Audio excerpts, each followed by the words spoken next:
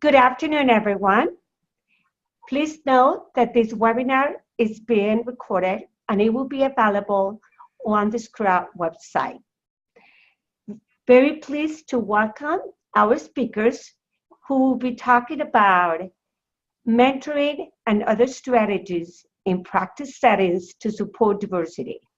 This seminar is the third in a series of 3 seminars and conversations about diversity and inclusion. Today, we will focus on identifying strategies to use in mentoring as they relate to practice settings.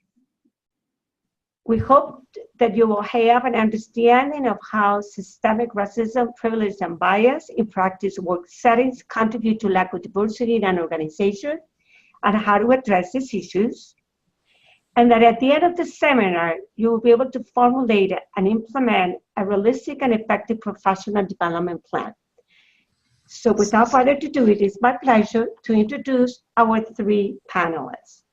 First, Geraldine Palmer is an adjunct faculty member at National Louis University and Adler University. She has over 2 decades of experience working as a practitioner in human service and consulting with community-based organizations and mentoring women of color. Geraldine will be followed by Vince Francisco, who is the director of Center for Health and Development at the University of Kansas. He's also a Kansas Health Foundation Professor of Community Leadership. He's a professor in the Department of Applied Behavioral Science. And Vince brings many years of experience mentoring graduate, undergraduate students and practitioners. Then, Susan Wolf will be our last panelist. She's a community consultant with Susan Wolf and Associates located in the Dallas-Fort metro area. Susan is also the editor of the Community Psychologist, and she has been working with community psychologists and practitioners for over 30 years across a variety of organizations and partnering with nonprofits, government, and institutional settings. Please welcome our speakers, and I will turn it over to Jerry. Good afternoon, everyone. We want to just stop right and thank you so much for attending this webinar, and we hope that you enjoy it as well as getting some informative material that you can use in your own practice careers. As Yolanda shared, the learning objectives, just briefly again, will identify strategies for setting up a successful career in practice. Vince will help us with that, or Vincent will help us with that. We'll identify strategies to use in mentoring that will support diversity, understand how systemic racism, privilege, and bias in practice settings contribute to a lack of diversity, and then, of course, learn to formulate and implement a realistic and effective professional development plan. So my section will discuss strategies, again, that aligns with the topic for success in practice, a little bit about professional development, what it looks like to support diversity from my perspective, as well as mentoring. Again, my objective just aligns with the overall theme of what we're sharing. We'll look at strategies, again, professional development strategies. We'll seek what it looks like to seek out mentors and support diversity. So let's start with professional development. I think it's a good place to begin with starting your own brand when you're looking at professional development. And some of you may be asking, what is branding? And we hear this word a lot. It's a term actually that began in the 1990s, and it's an old marketing term. And it began in an article in Fast Company that looked at exactly, the article was The Brand Called You. And so from that particular point, it's cross industries. And again, we use it in academia, in practice, and again, looking at starting your own brand. So you might ask, well, what is branding? So when I learned what branding was, it was in regards to actually, and I think everyone has heard of the company called Nike. And in the beginning, Nike had a logo, which they still have the same logo, which we term a swoosh. And I don't know if that's really a word or not, but it's the one that we learned what that logo was. And so in the beginning, though, Nike would include Nike's name with the swoosh. And so that's how you knew it was Nike. But as they progressed to become one of the well-known sports companies in the world, globally, domestically, as well as globally, you notice that they took off Nike. And so today, all you see is the swoosh on their products and materials. And now you have no, or at least most people, and I'm pretty sure most of us here know when we see the swoosh, we know that that's Nike. And so it's the association with the logo that actually they did one of the most remarkable, where they're one of the most remarkable companies in just having that logo up. But again, you know exactly who they are.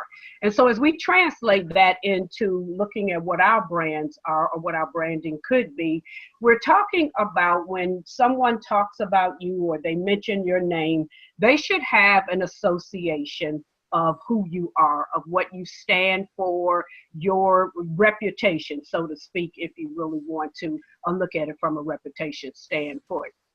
And when we're there, when we have that, and that's not an easy thing.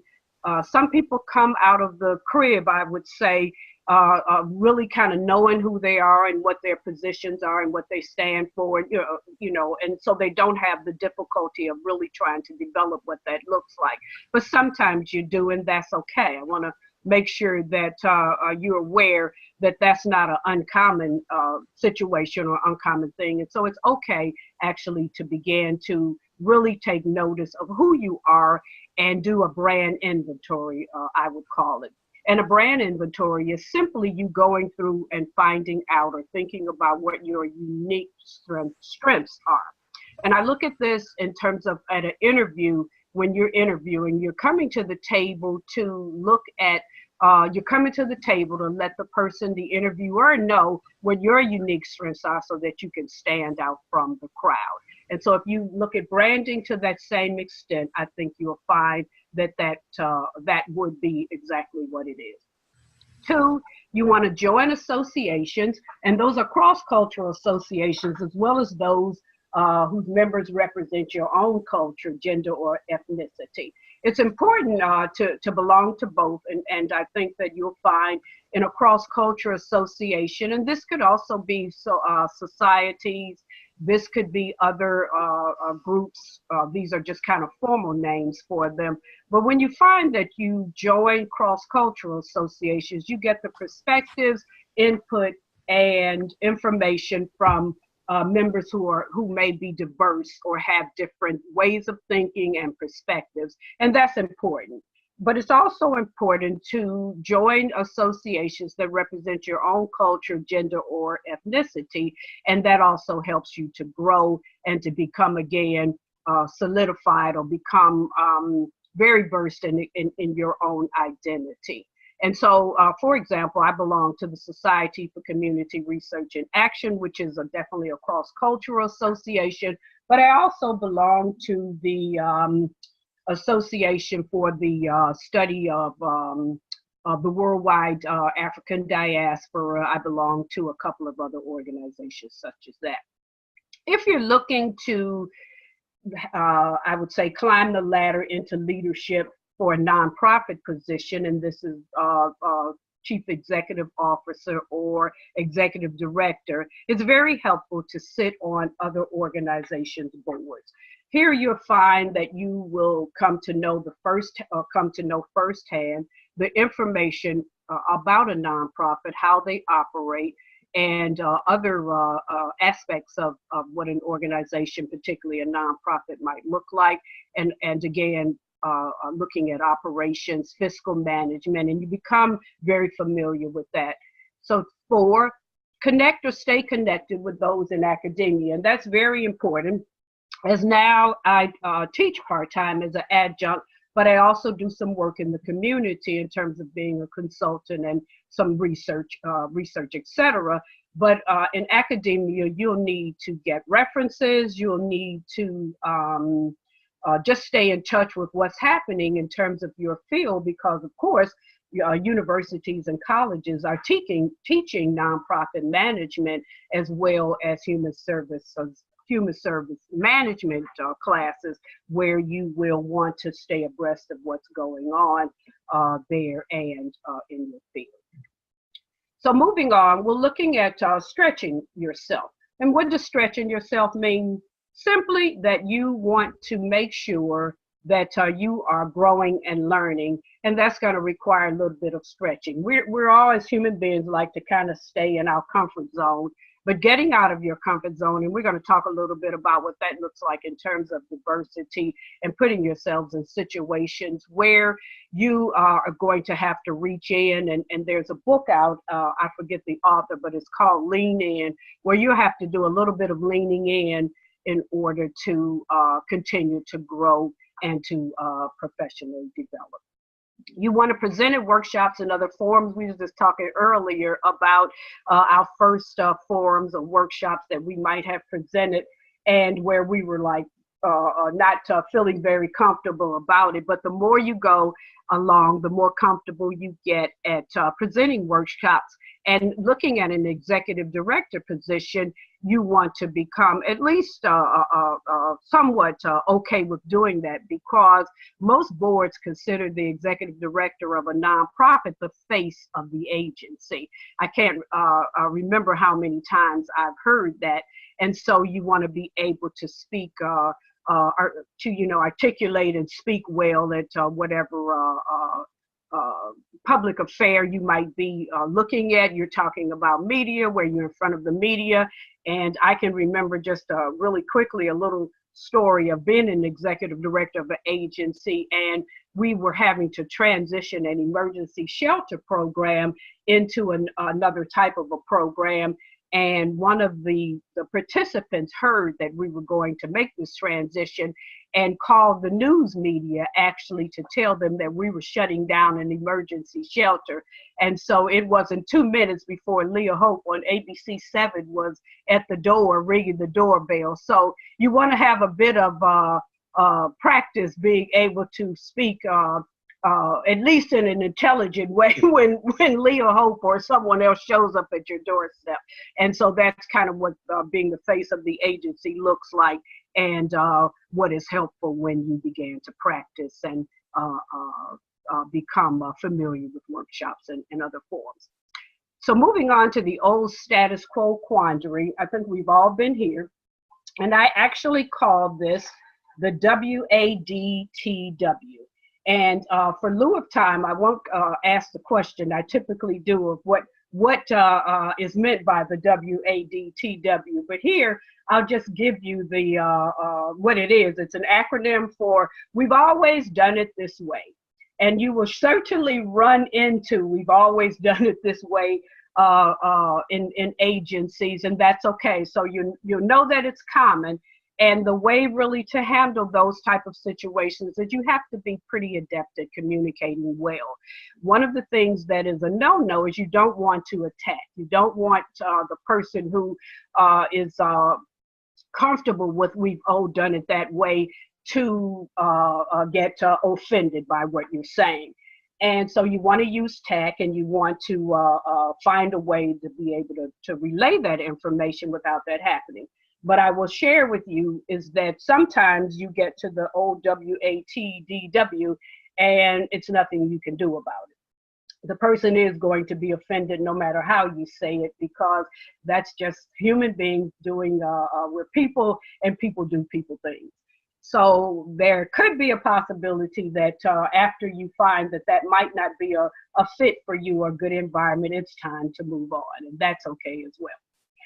Because I think some of you out there may remember when the old term was job hopping, and that wasn't a good thing. But today, job hopping isn't so big as it once was, because actually you get organizations that if you've stayed in a position for 10 years without any progressive leadership movement, that's not a good thing either. So look at that as being okay. We're going to move on now to who is your mentor, and that's important. As we are climbing the ladder in practice, we want to make sure that we are aligned or have people that support us and help us to navigate the way in climbing the ladder in environments leading to those senior executive positions. And it can be a confusing and frustrating process, and that's not uncommon as well. So when you look at what that looks like to get a mentor or to ask someone to be a mentor, you want to go out to find someone who's going to be a mentor. In other words, a person isn't typically going to knock on the door and say, "Hello, I'm here. I want to be your mentor," although that happens as well, but it's probably not the most typical thing that's going to happen. And in this process, you want to expect the unexpected. And one of the things that I found is helpful is to do things in a progressive order, and that looks like taking steps. And those steps, again, we're going to go back to develop your brand. And that's pretty much just knowing who you are, where you're starting from, and then identifying those gaps of your reality at that moment to where you really want to be. And when you do that, then you are clear about where you are at that moment again, and again, the place that you really want to end up. And today we're looking at practice, and there are likely some of you that want to, of course, end up in that executive or senior level position. Number two is you want to identify who embodies your brand. You probably will be pretty saddened if you actually connected with someone who doesn't have your same values and morals. And I want to make sure that we're not looking for someone who is a clone of who we are. You want someone with different perspectives, and you want someone to be able to add to who you are. But you also want to make sure that if you're somebody who really has certain values about work and life and those kind of things and relationships, etc., you do want someone who fits or aligns well with that. You want to also learn about the person. And you know, today we can learn about somebody because all we have to do is Google. And you're pretty much going to come up with what's going on, and you've got social media, etc. So that's not a hard thing to do. You want to also learn what the mentor can teach you. And then again, knowing who you are, developing your brand will help you to identify what that person can teach you and what exactly you're looking for. And pretty much we're moving now to best to seek the mentor out. And this is connected to best to ask the person to be your mentor. They won't know it unless you pretty much ask them. And so that's a good thing as well. If you can't find someone who has agreed to be your mentor and you move along in that process, always, if necessary, learn from the wisdom of the crowd. There will be people around you who can also serve as mentors in a very informal way. And you'll be, be in a process of really gaining and learning and growing. And then, of course, once you become a mentor, it's always good to give back. And or once you get a mentor, it's always good to give back and be a mentor to somebody. Okay, let's go to supporting diversity. How can we do that in practice? Well, one of the things that I'm going to steer you to is the website of SCRA, and where the concept of diversity is displayed. And so as the chair of Sarah, the chair of the Cultural, Ethnic, Racial Affairs Council, we spent time along with SCRA members, executive committee, et cetera, coming up with what we felt is a comprehensive document to answer the question of what we see diversity as. And it might not be what you see, but you may be able to find some information in that document that will help you. Because again, just as you want to develop your brand, just as you want to know who you are, you want to know where you stand when it comes to diversity and what that actually means to you. Diversity doesn't have a universal definition, and so to that end, it can mean different things to different people, and it's helpful for you to know where you stand on that. Cultural traditions, norms, and practices matter. There is no, you cannot underestimate the practices and cultural traditions and norms of groups of people and how important it is to them. So it's really helpful to know a little bit about those cultures. Learn as much as you can about other cultures, again, ethnicities, genders, etc., or not. I remember identify as a female, identify as African American, as well as I'm as a heterosexual. But you have people who identify differently. I attended a conference not too long ago called Breaking the Binary. And it was very interesting because it was regarding the issue of genders, particularly in terms of pronouns such as he and she. And so I'm going to skip down right to the end of this and throw out there, because it's very important for you to know it's okay to ask if you don't know. It's okay to ask someone, what do you prefer when it comes to pronouns, rather than just assuming. Really quickly, learn what is microaggressions.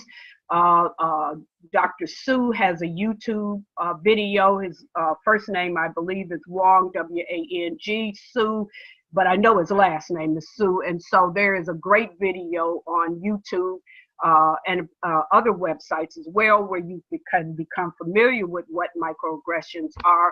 Implicit bias, there's the IAT, implicit bias quiz or test is actually online. Explicit prejudice is just what it says, it's demonstrating that. Participate on teams at your workplace or in your workplace that are working to create inclusive environments. Ask if you don't see it happening, and maybe you can be the person who can lead such a workshop at your environment. And uncomfortable in that situation, or situations where we're looking at race, ethnicity, gender, etc., that's probably a good thing. No worries on that. If you're uncomfortable, keep moving forward, because all of us are at some point, but we also want to be people in practice as well, that embrace and really respect human diversity. And then back to ask if you don't know. Go ahead and put the question out there, and I think that you will be fine in doing so. I appreciate your time, and I'm going to now turn the workshop over to Vincent, and we'll keep going.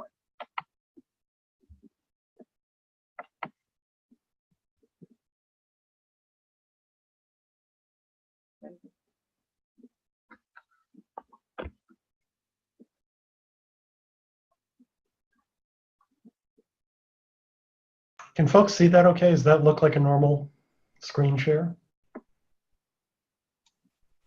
You may want to put it in full screen. Yeah. Live. Yeah, All of a sudden it just stopped. I'm going to stop this for a second. Okay. All of a sudden it just bounced onto a different screen. So let me do this a little bit differently. Yeah, if you pull it up on your computer, Vince, and then put it on a slideshow, the beginning, it'll go to full screen, and then hit share screen. Okay, that's what I just did. Okay. Let's try it again. Yeah.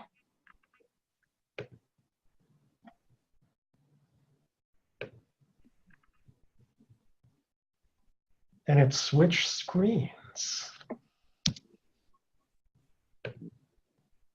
Are you clicking on share screen at the bottom? Yeah, but hang on a sec. Okay.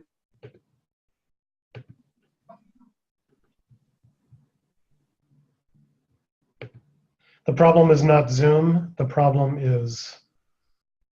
You know what? My do computer. you want me to share mine? And no, we're going to be fine. okay. So sorry about that. It's just should have probably tested it on this particular computer. I've been having troubles with it all day. Good. But anyways, y'all can see the slide? Mm-hmm. Very good.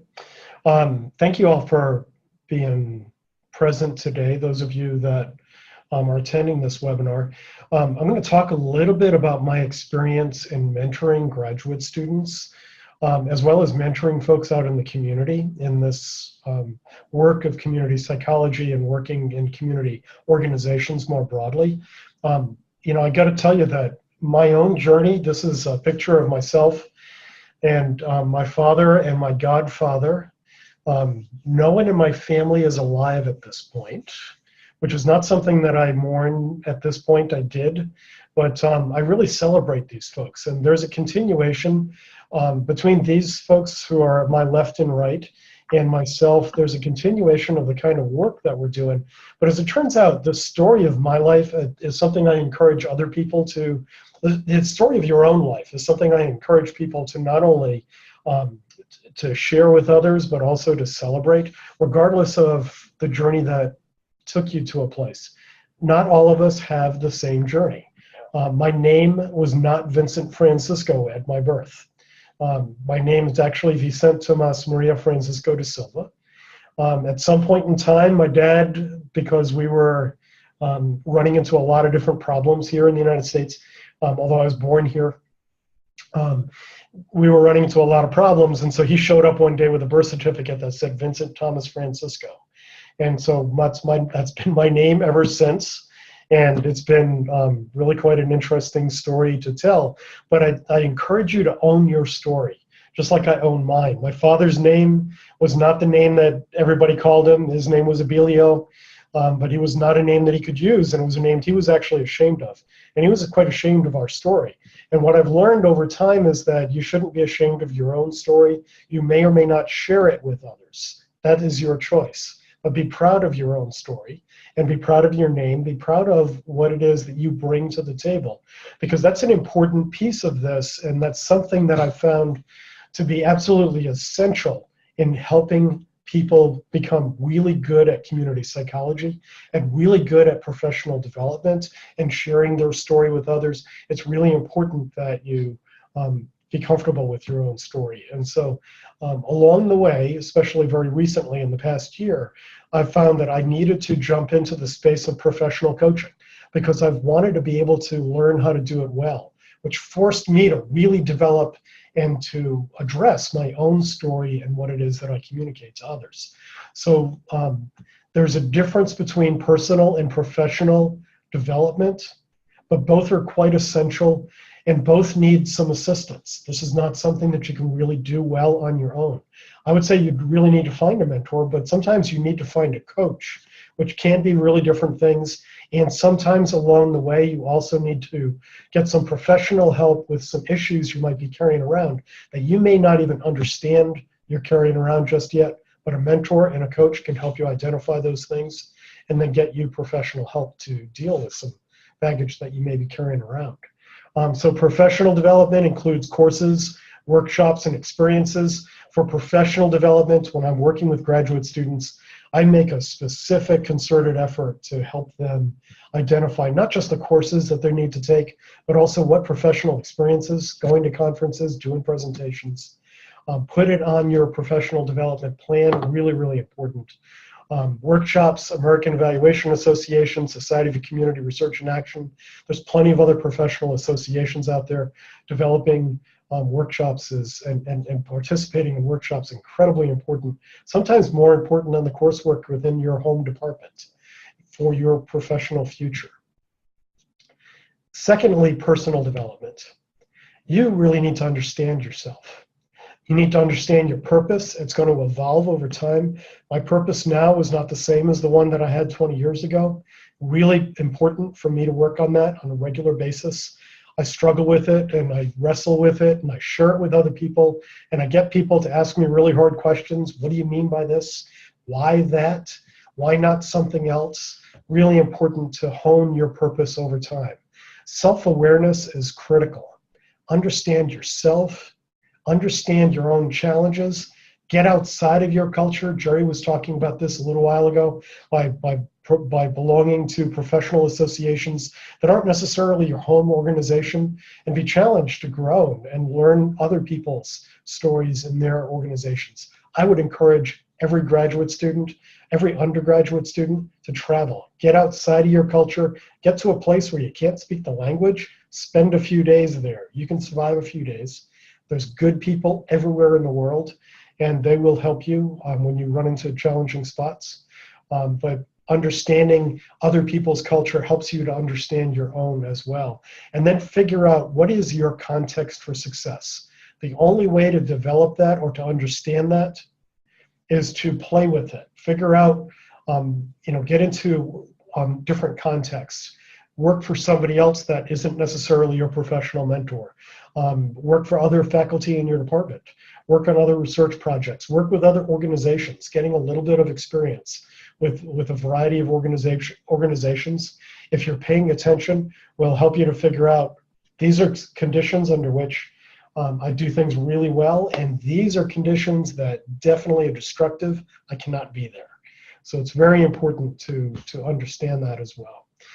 In addition, if you have the right why, you can endure any how. This is actually something I've learned through this professional coaching program. It's a International Coach Federation recognized program. And the folks that developed this program have got a lot of great experience and understanding why. You really need to work on your why. If you are working for the right cause, you can get there, you can endure any how along the way to get there.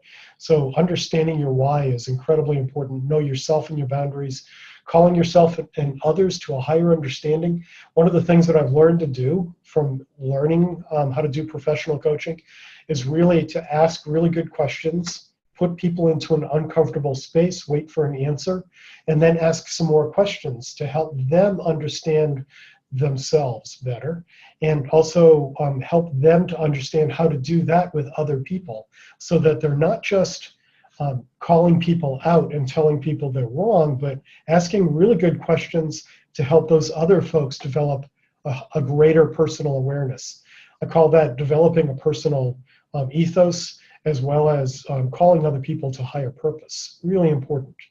I think developing balance in your life is another piece of personal awareness that turns out to be exceptionally important. Get it right while you're a graduate student, but then continue to develop that over time throughout your career. I find that AM and PM rituals are critical. Every morning I get up, I thank God for another day. Hope I don't mess it up. I also thank God for the experience that I've had that's led me to where I'm at right now.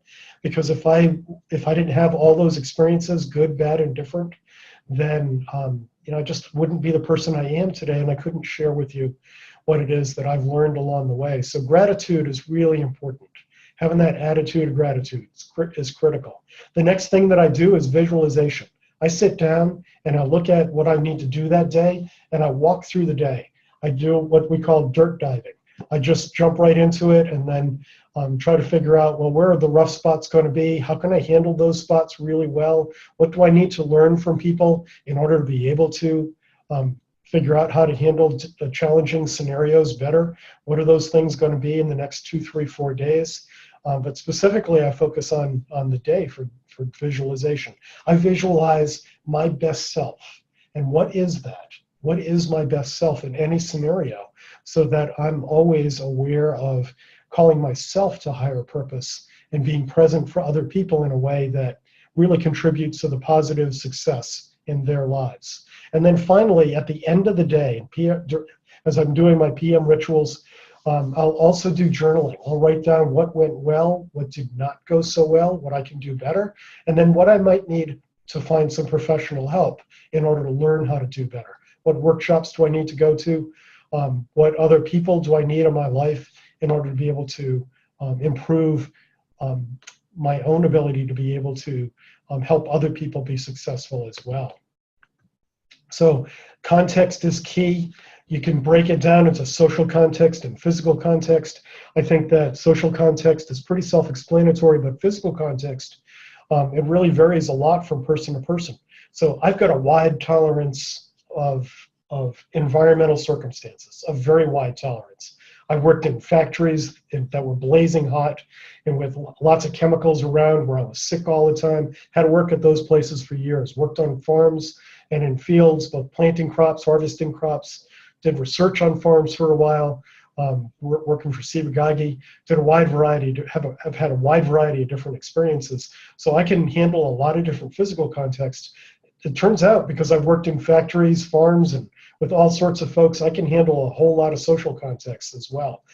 Other people have a narrower window of success or context of success, but it's really important to know that and be sensitive to that with others, because you might not pick up on social cues very easily with a variety of different organizations or with a wide variety of different cultural groups.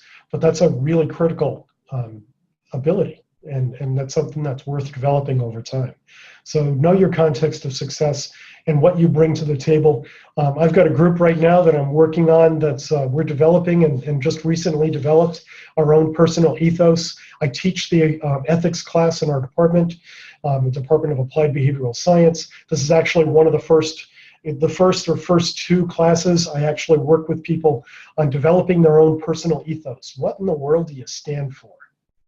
Understand where you need to get to, what you need to work on to get there, but really what you're standing for. You know, what values do you bring to the table and do you stand for? How is it that you're giving back to others? You're going to hear this theme, I think, from Susan as well. You heard it from Jerry, you're hearing it from me. How are you giving back to others? This is really important. With the graduate students, I encourage them to mentor undergraduate students, but also get out into the community and volunteer at community organizations.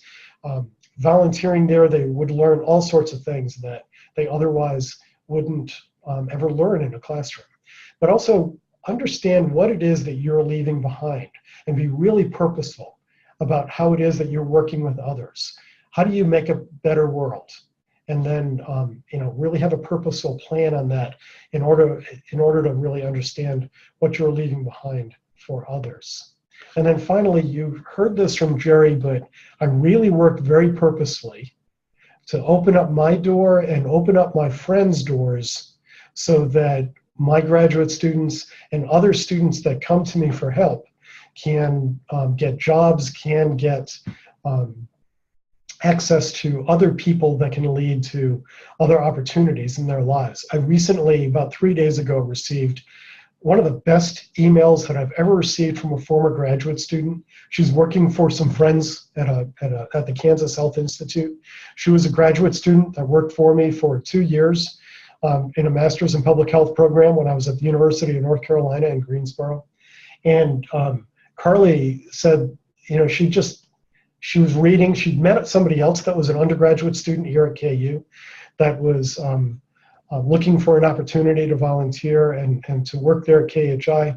And she was reflecting back on her experience and just had to send a note to me, thanking me for not only opening up my Rolodex and introducing me to people at Kansas Health Institute and others here in Kansas to get her job, but then opening up her office space for an outstanding undergraduate that's a university scholar here at KU. He's an honor student, and he's just graduated. He's headed off to medical school soon, and he's also a Truman Scholar. Really great, just amazing individual from rural Kansas. And she was just so impressed that not only did I do that for her, but I'm continuing to do that for others.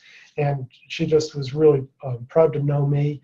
And I was so pleased that she reached out and said thank you. She didn't need to do that, but mentoring and developing a team is something I believe very strongly in, and teaching undergraduates and graduate students how to develop their team as their life evolves over time is incredibly important. And so understand who your mentors need to be. Always think in terms of a team of mentors, not just one mentor. There's going to be transitions. And then what products need to be developed as time goes on. So you need help with developing your own personal plans, your personal and professional attributes. Think in terms of diverse groups of mentors to help you develop that over time, and what products you need from them so that you can be continue to be a professional over time. With that, I'm going to pass this on to Susan. Let me get back to the Zoom window.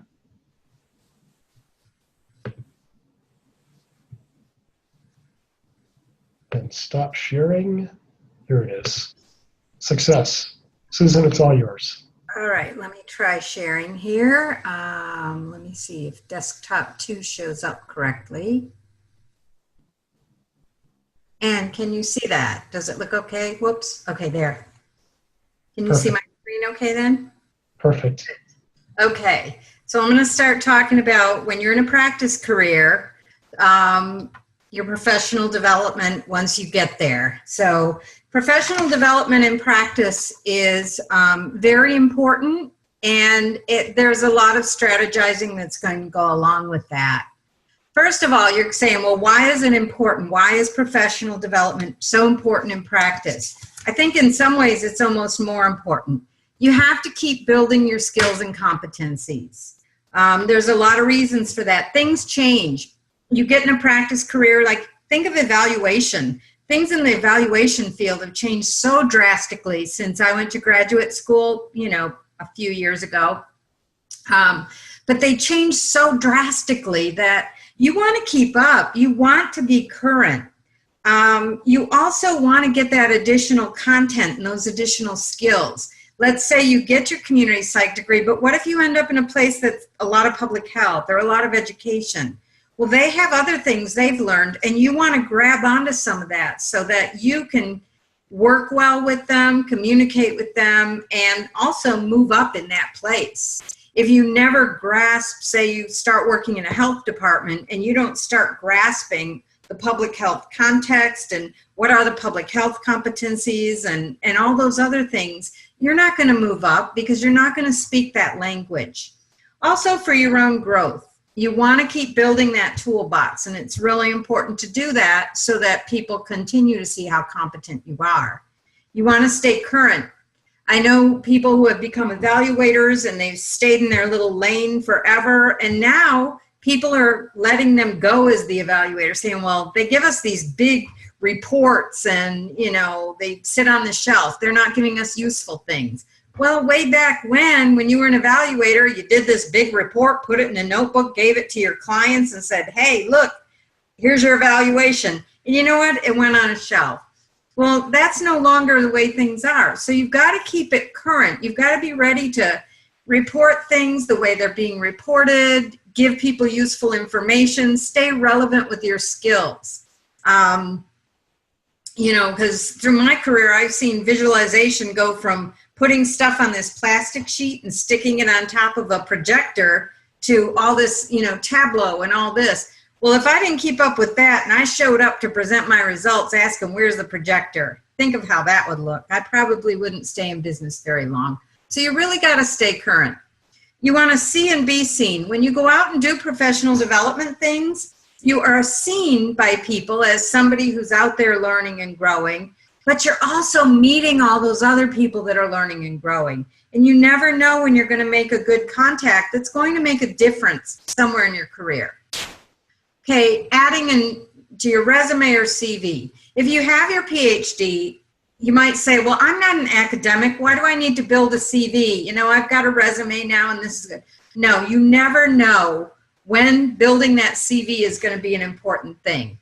Adding those lines, you got to pretend just like you're an academic. You've got to make it look good, because what if you go get a job and they want to go after a big grant?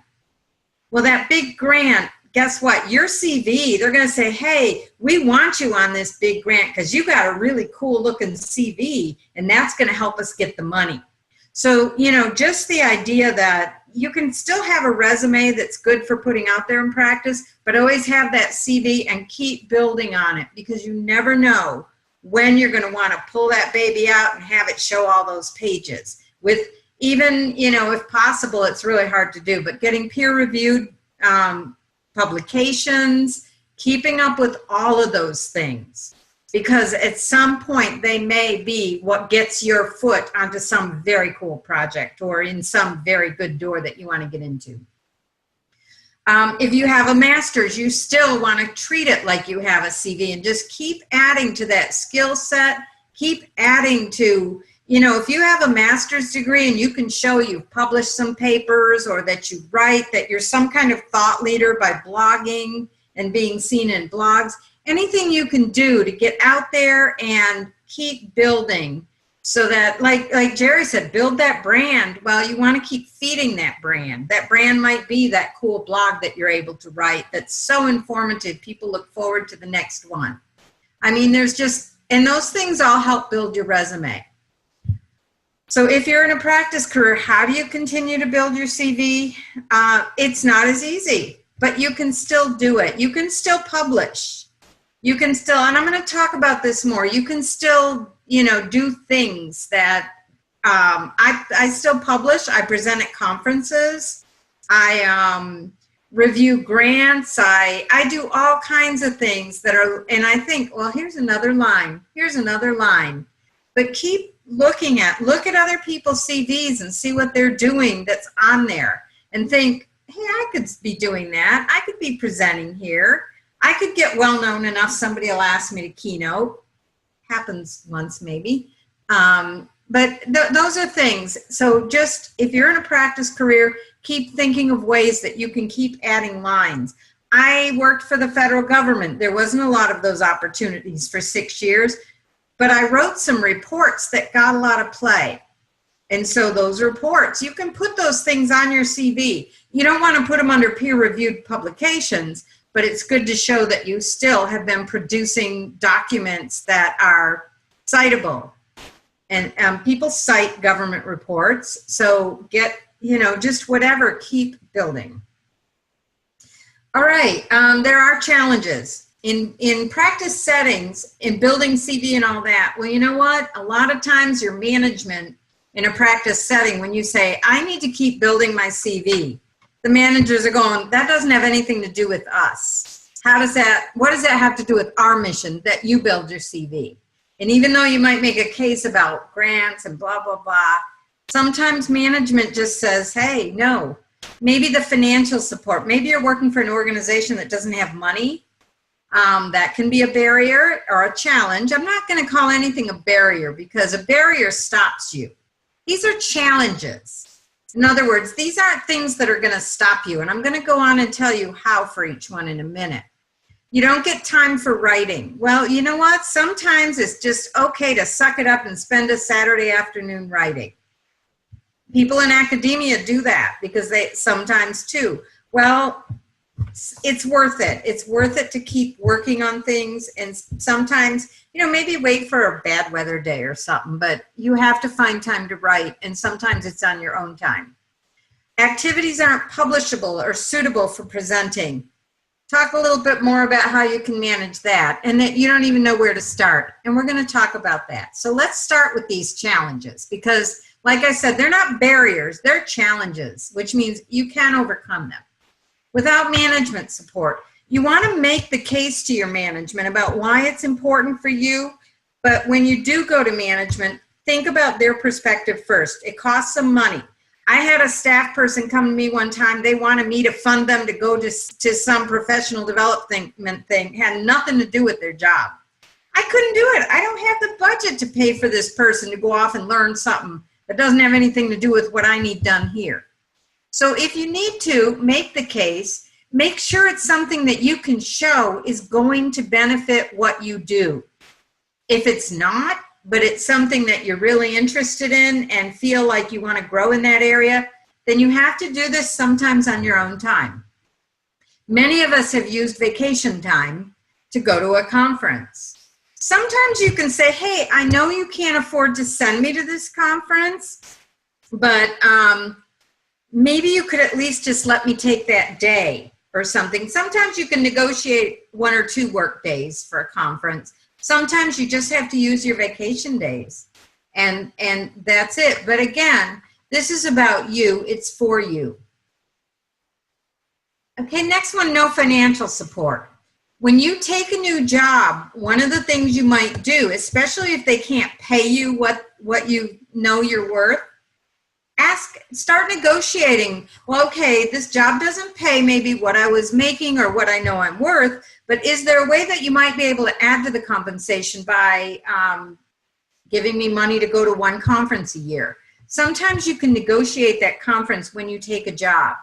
People do negotiate when they're getting hired. Don't be afraid to do that. Don't be afraid to speak up and say, hey, you know, this is what I want. I mean, if they say no, they say no, but ask. People do it all the time, and you know, they'll respect you for it. Sometimes you have to do something extra to earn your professional development money. Sometimes I do a little work on the side. Even as a consultant with my company, now and then it's like, okay, I want to go to this conference. I didn't budget for this in my business budget this year, but man, I really want to go. So I'll like do some grant reviews, or I'll do some little side job thing just to get that extra money and say, okay, this is my conference money. So sometimes do a little something extra on the side to earn your money, and look for free opportunities like webinars with SCRA.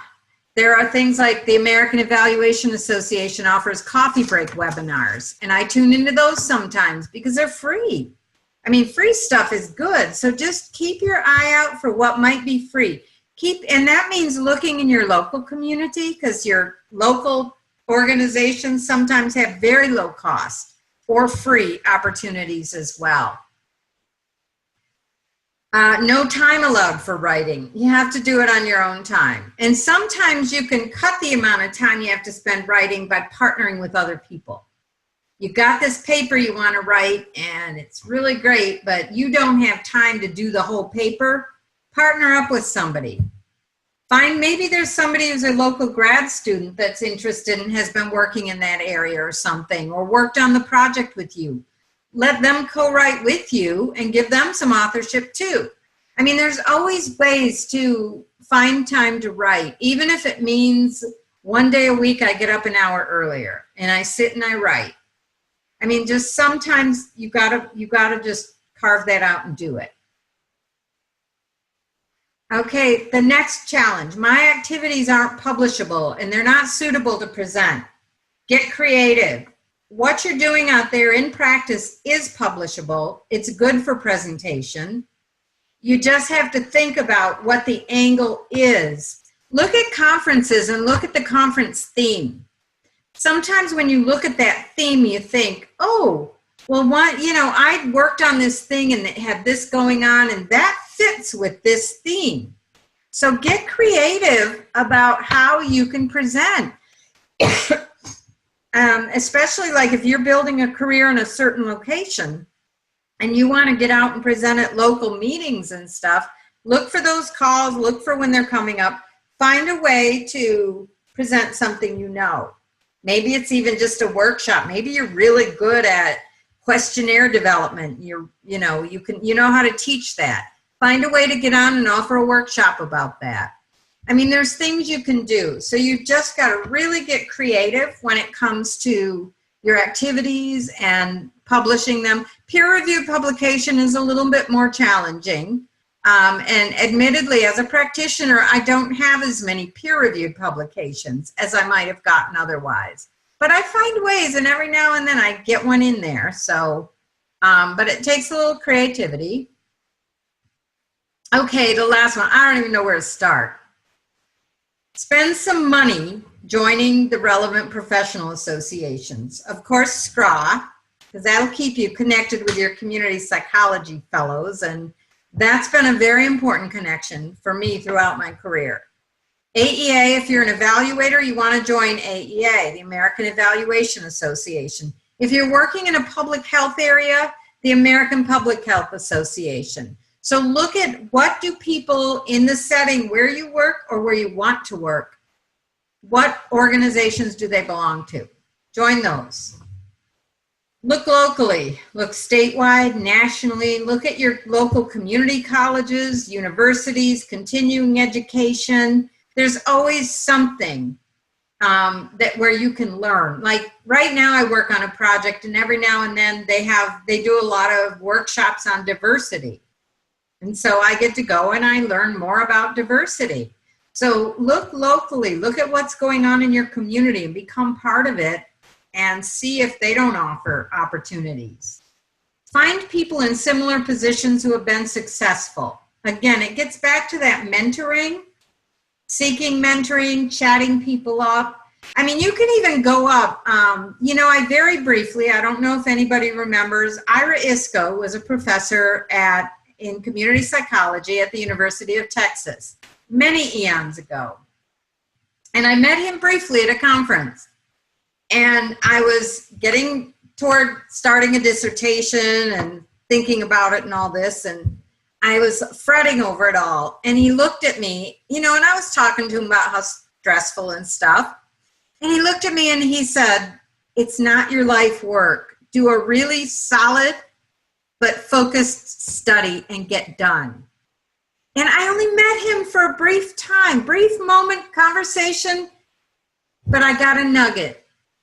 And that nugget to me was so valuable because as I got into my dissertation, it kept me focused, so I got done eventually.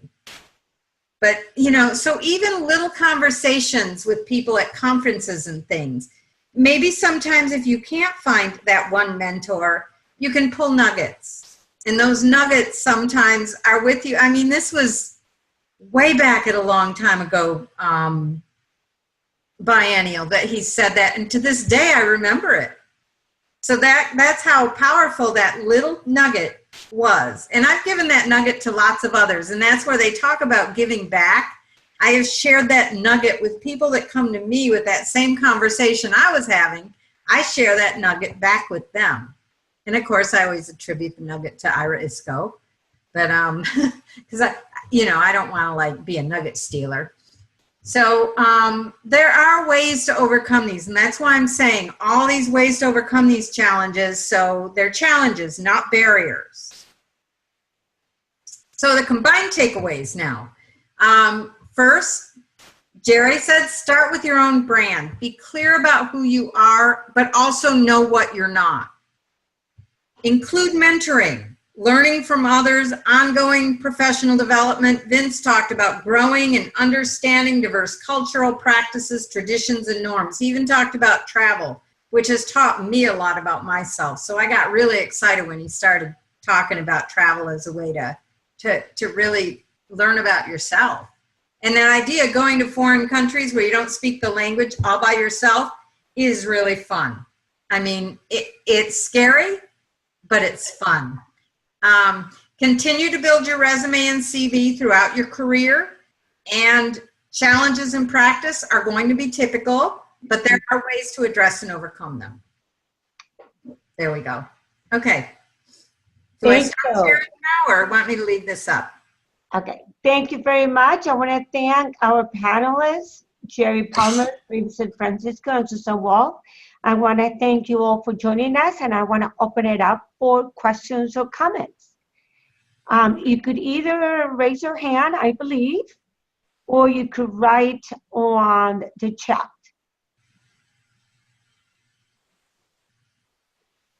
Questions?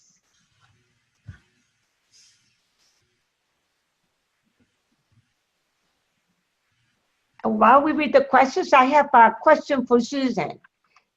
Susan, you've been very successful in establishing your own practice. And following everybody's advice of having a brand, and how do you establish your own practice? What did you do to get Susan Wolf and Associates established and so well established? I think first of all, I had a lot of experience. I worked for years in different types of jobs, and I networked and I got to know people.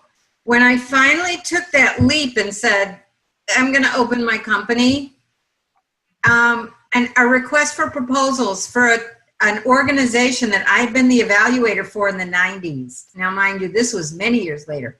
They sent their RFP. They were looking for an evaluator. That was my first client. And then since then, it's been word of mouth. And that's all that stuff I talked about, staying current, knowing the latest way to do things, continuing to develop, and just working hard. I think a lot of my business comes from word of mouth now, because people that have worked with me, and people, that contract I got when I first opened my business, still have it years later. You have to give people good service. You have to work hard and make sure that they know that you're there. I mean, you have to work for them. And applying all the strategies that you all talk about, developing a brand, presenting at conferences, connecting with others. I see that we have a question but I can't see the actual question. Jean, can you see it? No, I'm seeing the same thing you are. All I'm seeing is hello. But we have a question in chat. Oh, yeah. Edith Porter. So I think she's still writing. I think, yeah, we have somebody writing, and the question goes to Jerry, but we don't see the question yet.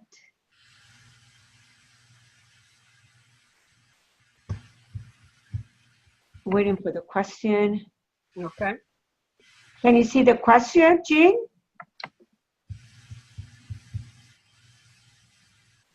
No, I don't see a question. There's a question from David. What do you think of the SGW and alternate right movements that are incessantly at war with one another? I'm not sure what that means. It's David Kirkle from Canada. What do you think of the SGW? Can we maybe ask him to be more specific?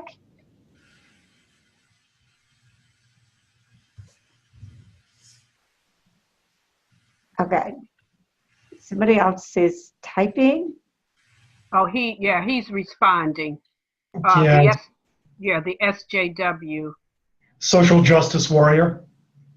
Okay. Oh, okay. Are any of you familiar or want to speak to that? And the alternative right movements that are incessantly. Right.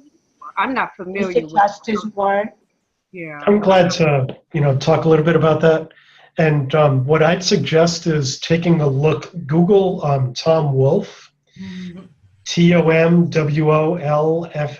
and Tom has been part of some conversations between his hometown up in Massachusetts and some serious sort of right-wing, well, some people would say right-wing, I would say conservative, a very conservative group from a community in Kentucky.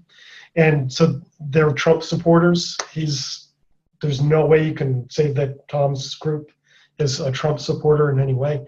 And they're really, instead of fighting with each other, they're trying to find what are the issues, what are the common ground. And I think there's some real serious wisdom that Tom Wolfe has to share in his blog post and also on the video that he recently shared on the SCRA email reflector. And there needs to be common conversation. People need to stop yelling at each other and start listening to each other a little bit more.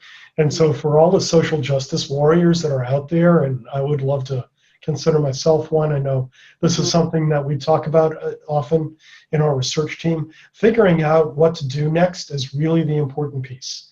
And finding some common ground so you can get a common project to start working on a new future that satisfies some common interests are really, really important. The fighting between the groups it's very junior high school in many respects, but it's also incredibly dangerous and can lead to some bigger problems down the road, like we saw in Charlottesville, Virginia, for example. The kind of fighting that happens and when those two groups get together is really unfortunate. Yeah, I want to add to that that there's a huge movement about promoting and sponsoring community conversations, especially with people who are really into social justice minded. And out of those community conversations, I've seen acts of resistance coming up out of that, or civic engagement projects, social change projects. So I think that has kept the community conversations pretty big here in Chicago, has kept people really committed and fighting for social justice, knowing that there's so many other alternative movements that they don't want to hear about social justice. I have a question from Eddie Porter for Jerry Palmer. I am at a very diverse campus and we discuss a lot diversity. How do whites fit into diversity? Are they part of it or are they contrasting? I am struggling with this question. Can you please comment on this? Very interesting question. I was looking at it just a bit ago, and I'll start with, well, there's 2 points that I want to share. One of them is just a plain old dictionary definition of diversity by Merriam-Webster, and it shares that the condition of having or being composed of differing elements, variety, especially the inclusion of different types of people, such as people of different races or cultures in a group or organization, programs, etc. So when I look at that definition, and we have a very comprehensive one on the SCRA website, but one thing that I want to point out in that definition is respecting differences. And so diversity in its most simplistic sense, I think, includes what we're talking about, embracing and respecting differences. So that's one. And then two, I want to kind of pick apart a little bit the definition of whites. And because none of us are, we're not all that simplistic in terms of groups, when I look at that, I have to ask you back the question, are we referring to white European Americans? So I think that will help to move this particular question along and help me to better answer it, because it's that sort of throws us off when we're looking at not a homogeneous group of people, whether we're Black African Americans or white European Americans, etc. So great, okay, thank you for putting that up there. And so I would say that if we look at the definition of diversity, that all groups are part of a diverse group of individuals, people, in the sense that we're looking at. And so no, I don't think that any group, no matter what ethnicity, gender, and if you go down the list of diversity, we go into religion, we go into sexual orientation, we go into that list right now is probably miles long. And so when you look at that, of course, white European Americans are part of diversity in its very sense of embracing and respecting differences. So I hope that helps, and you're at a diverse campus, so I'm thinking that you're talking about a wide range of ethnic groups in terms of gender, sexual orientation, et cetera, et cetera. So if you look at diversity from that definition, the most simplistic way, I think that you will, or you can see that no, there's not a contrast in there when you look at it from inclusivity and from that perspective. I hope that helps. Mm-hmm. Susan and Vince, would you like to add anything else to that question? I think, Jerry, you handled that really, really well. And I agree. It's part of the diversity, but I think, as I look at and I get to know folks more from around the world, I get to appreciate the differences, and I really celebrate that. And so it's nothing's as simplistic as the labels that were falsely kind of created to kind of categorize us. And getting to know myself, as well as getting to know other folks, and the complicating factors. Be careful about assuming too much based on people's skin color. You just might be surprised. Yeah. And I've got definitions too, categorization, definitions, all of that. Yeah, we're moving into a different space right now. We really are. And so asking the other person who they are and understanding their story and then celebrating their story is really important. This is one of the reasons why I like to encourage people to get to know themselves. Yeah, because everyone has their own story. Yeah. That is so true. And another thing, I was reading somewhere the importance of looking into your own history and the history of whatever group you identify with. And so my grandmother was from Poland, and I was raised more or less as Polish Catholic, blue collar area. But I started looking into my grandmother's experience. My grandmother came here at the turn of the century, about 1900 or so. And I found out that when she was coming over here, something I read suggested that Polish people may not have been classified as white at that time. They did not want to think that, yeah, Vince, your people too. They didn't want to think that people from Eastern Europe and Southern Europe were white either. And I was like, oh my goodness. And so just learning a little bit and then remembering my experience in the 60s and 70s, mostly the 60s. People still thought Polish people were mentally inferior. They told jokes about us. Kids threw pennies at me and called me Polak. And Polak wasn't an affectionate term. Right. So in my own history, I've had that sort of experience of being, even being told I wasn't sent to college because my people really didn't have those kinds of brains anyways. So I have a beauty school diploma. So you really don't know, right now I'm white.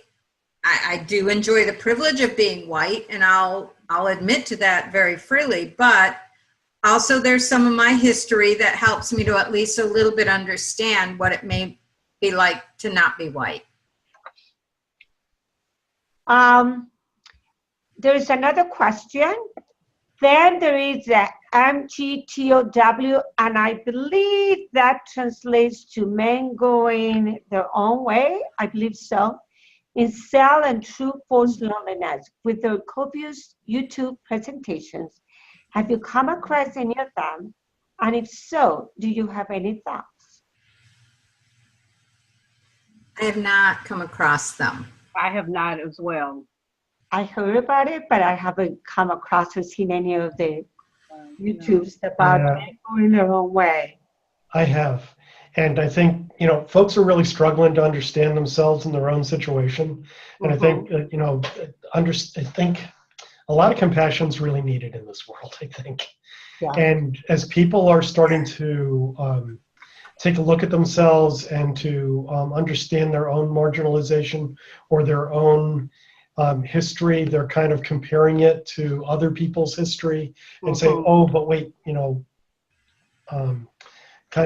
I've got this situation as well. And this is why I encourage people to understand other people's stories and to listen to other people's stories, but encourage you to listen to your own and understand your own as well. There's a lot of compassion that is needed in this world. And I think some of the folks that are bonding into those interest groups and those affiliate groups are finding a lot of punishment when they're trying to interact with others.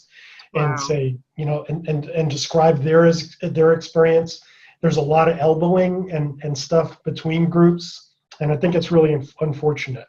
But it happens. I think Susan was just talking about that. I've experienced that in my own life as well. Other people have. I'm mixed race.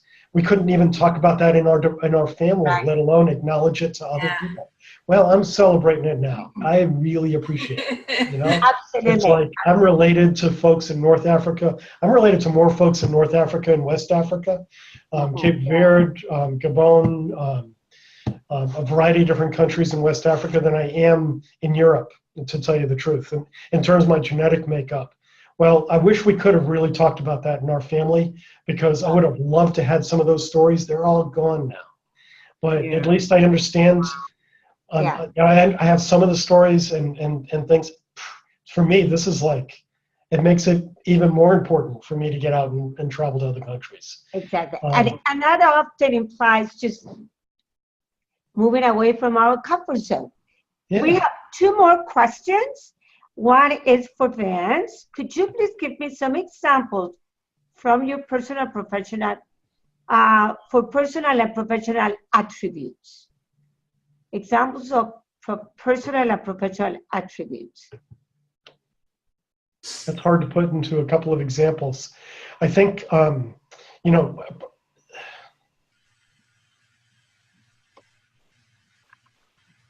I think in terms of competencies, to tell you the truth, Susan mentioned this earlier. And so it's hard to put a couple of examples on what those attributes are. I think in terms of competencies, core competencies within a field, and as well as my personal values. So I break those out separately. When it comes to professional development, I think in terms of core competencies. When it comes to personal development, I think in terms of the values I support. So lately I've gotten very involved in scouting. We're They're opening up all the doors to women being in scouting and young girls being in scouting now. I think I was asked recently to help support that, and so I am. And so values in scouting, trustworthy, kind, obedient, cheerful, thrifty, brave, clean, reverent. Not a bad, succinct list of values. I can stand up all day and support those, especially as it gets translated across diverse peoples, and so those are some examples that I think of personal values that I think are hopefully relatable. For professional attributes, I really look to core competencies. We've had some publications in SCRA. There's some publications in the Community Psychologist that speak to the values and professional competencies for community psychologists. Definitely got to point to that. Good list. Good, thank you. We have another question. Could the panelists talk a little about how do people handle microaggressions by mentors? As an ethnic minority mentee, how do you handle them gracefully without destroying the relationship? Okay, I'll speak as someone who, I don't know, probably somewhere in my career, I've probably perpetrated microaggressions unknowingly. I mean, sometimes we may. I think that it's really important that you develop a relationship with a mentor who is willing to listen. Now, as a mentor, I want to be told if I'm doing it. Yeah. It's not going to destroy it. It's going to make me feel. But if it's somebody that you tell and it destroys the relationship, they're probably not a good mentor for you anyways. You should be able to have those conversations with your mentor without destroying. In fact, like I say, I think it would strengthen the relationship because my mentee would teach me a little something. Right. And if you think that the microaggressions are intentional, it's not a good mentor. You need to move away from that mentor. If they are not like intentional, because sometimes it's hard to tell, I think it's important to provide feedback. To be able to say this comments or this behavior makes me feel uncomfortable for these and these reasons. So you be able to acknowledge that. Jerry? Yeah, I was just going to say, I think the panelists all agree is that it's okay to move on.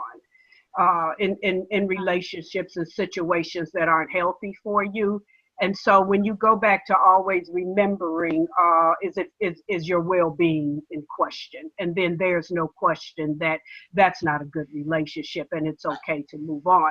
But then if that's not the case and we really don't know, diffusing situations help, or you should confront the microaggressor, and that's an OR at the end, head on. And maybe again, I think Susan made a point that this might just be a teachable moment for that particular person as well, and it's not intent. And you will find out once you come back to say something like, hey, I know that you may have meant this, or I'm not sure what you meant by it. Can we talk about it, or let's diffuse this a little bit, because I'm familiar with the term microaggression, and that's what it sounded like to me. And so once you approach someone with that type of response, you're going to either get, oh, I'm sorry, can we talk about that? I don't ever want to do that again. Or you're going to get, what are you talking about? I didn't microaggress you. And so then you make your decision based on that response about whether or not you're going to say, okay, that'll do it, and move on, or you're going to be that person that's now going to turn into the mentor and mentor that person. And that's what's really, I think, needed, is for everyone to be able to make things teachable moments first, and then make your response appropriate after that. Your well-being is the most important.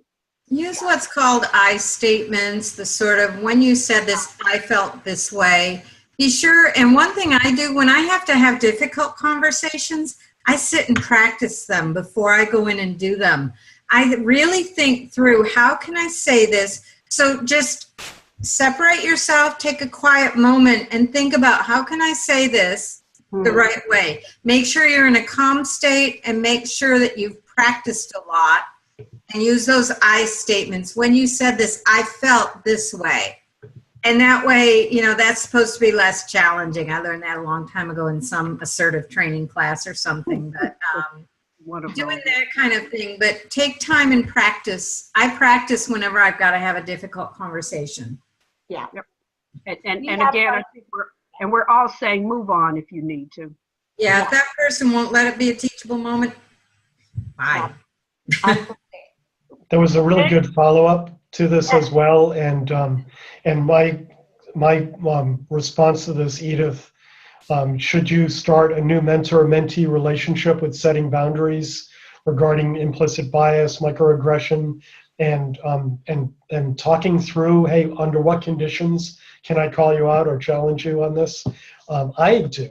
I can tell you that when I take on a new graduate student, I'll have that conversation with them. I want to know if I'm getting out of line, say so, and let's figure out how it is. I will give them permission to make teachable moments and move it forward. On the other hand, I also got into it one day with one of my faculty. My door's closed. Fortunately, I got into it one day with one of my faculty colleagues who swore that microaggressions didn't exist. He was a psychologist. He ought to know. Oh my God. It's like, oh my God. Excuse me. So it took me about a month to cool off before I could go and have that conversation with him. And so sometimes you got to do that. And then I came back to him and I was like, so what in the world are you really talking about? And so he was actually talking about an article that was published in Psychological Science. And it wasn't like he was believing it. He was talking about this article and he was a respected scholar. And it's like, oh, not anymore. He's not.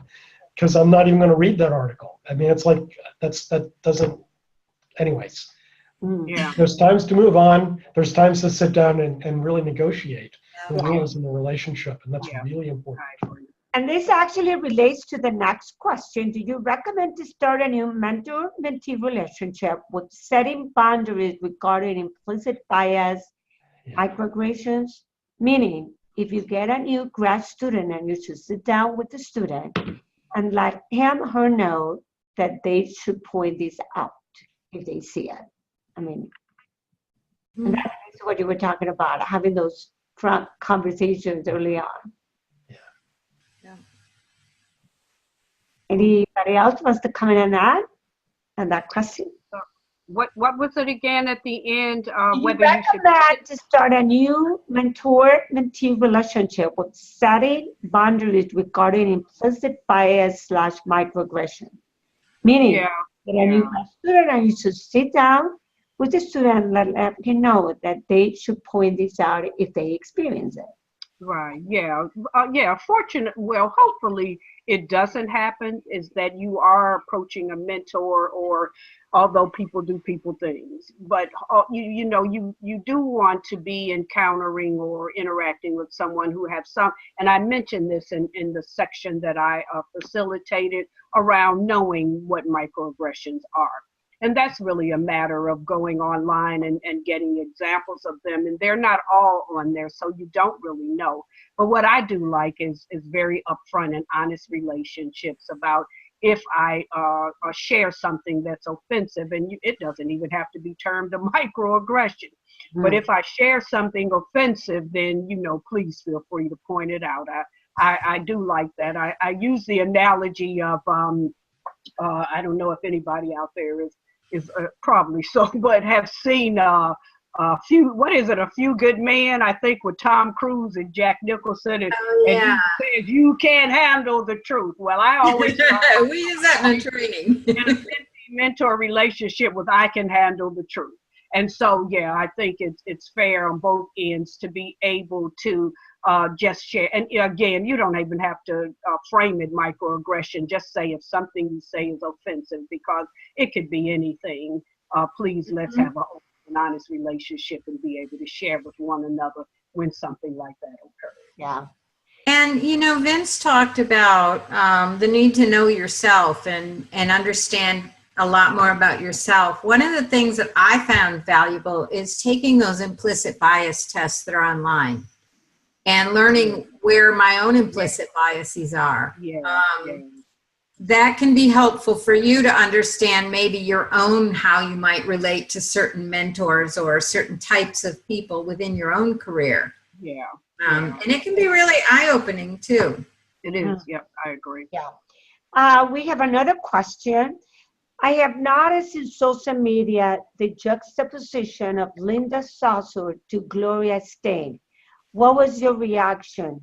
Linda is actually an American political activist. And she's done a lot of work for American Muslims and advocating for American Muslims. Any reactions to that? And Gloria I Steinem. believe she was a co-chair of the Women's March. And Gloria Steinem, the activist. Yeah, National Organization for Women. Yeah, I don't know what the dialogue between the two of them have been, but I know who each of them is. Right. Both are making their own contributions, or have made their own contributions. Yeah. I've not seen any comparison Yeah, between them. in their own way. Yeah, in their own way to. And they both are advocating for rights for people who not necessarily have had a voice. Exactly. And for issues of equity Yeah, across diverse attempting groups, women and girls and Muslims and American Muslims. Yeah. So I think that there's a common set of values there of social justice for groups that have a history of being marginalized or not given a voice or have not experienced equity. Any other thoughts? Any other questions? I don't think we have. Do we have any more questions, Jean? I don't think so. Any more questions? I don't think so. Looks like you got them all. Okay. Well, I want to thank the panelists. Thank you so much to the three of you, and thanks to Jean for helping us with the logistics. And on behalf of the Society for Community Research and Action, I want to thank all the attendees and thank you for attending. You will have access to this audio and the slides via this crowd website. And the last slide has the names of the panelists and the email addresses, and don't hesitate to send an email if you wish. Thank you so much for joining us. Thank you, everyone. Thank you, everybody. Thank you. Thank you. And See you Eric soon. Porter said thank you for the workshop. Awesome. Thank you. Have a good evening, everyone. Thank you so much.